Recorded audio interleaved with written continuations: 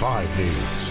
Seattle police suspend a video game outreach program after backlash over an online discussion about the Charlena Lyles shooting. So tonight, a program rep explains why they canceled it. King 5's Alyssa Hahn has the new developments. This program was meant to engage a younger generation, the gaming community. But this week it was met with a social uproar and taught police a hard lesson about sensitivity. When we introduced SPD's new video gaming outreach program to our viewers 3 months ago, they billed FUZZ 206 as a live stream discussion that targets a hard-to-reach audience. You know, at its basic, most fundamental level, this is community engagement. We get a lot of questions on Twitter, we get a lot of questions on Reddit, some stuff on Facebook. They use the virtual alien world of the video game Destiny as the setting. The goal?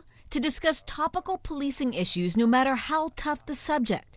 This week, they discovered their limit. This episode is going to be a little on the heavier side. Sticking to their guns on the idea of the program, Sergeant Sean Wickham tried to shed light and share evidence on the officer-involved shooting of Charlena Lyles, a mother of 4 believed to be fighting her own demons of mental illness. Our hearts go out to Charlena Lyles' family. Wickham chose to talk about the Lyles shooting by himself as his avatar peacefully walks through town instead of during an alien gunfight.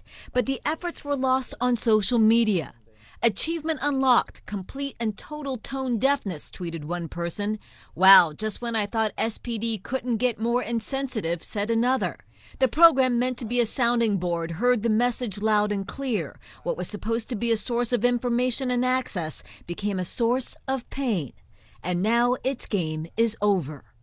Sergeant Wickham says this was the 3rd police shooting FUZZ 206 covered as a topic, but really the first one to trigger a backlash. He said the team suspended the program because instead of engaging the community, it did exactly the opposite.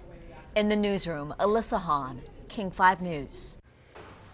There's some developing news to tell you about tonight. Seattle police released transcripts of interviews with the 2 officers involved in the Charlena Lyles shooting. Lori Matsukawa has more on what they said happened on Sunday. David, this is a drawing of Charlena Lyles' apartment that was released by Seattle police today, and we are going to get a close-up of the kitchen area, which is where most of the action happened. Now, Officer Stephen McNew was standing here, designated by the letter A, in the kitchen, and Charlena Lyles was standing here right at the end of the counter.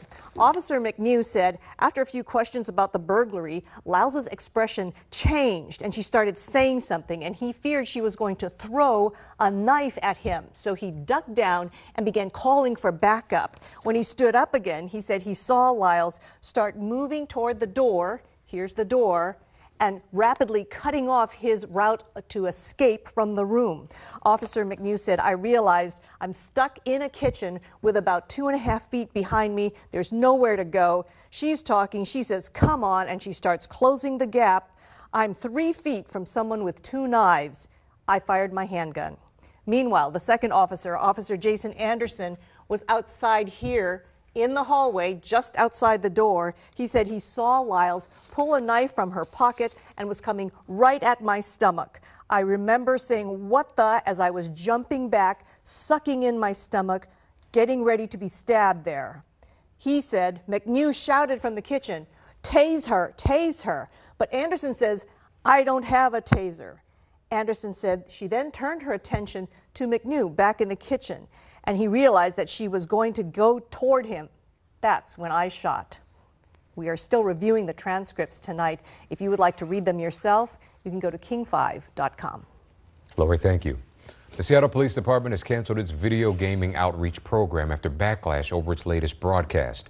FUZZ 206 was created to give SPD officials like a connection with the younger generation through video games. But this week, when the department streamed the discussion about the shooting of Charlena Lyles, it sparked a social media backlash. We have the full story ahead in our next half hour.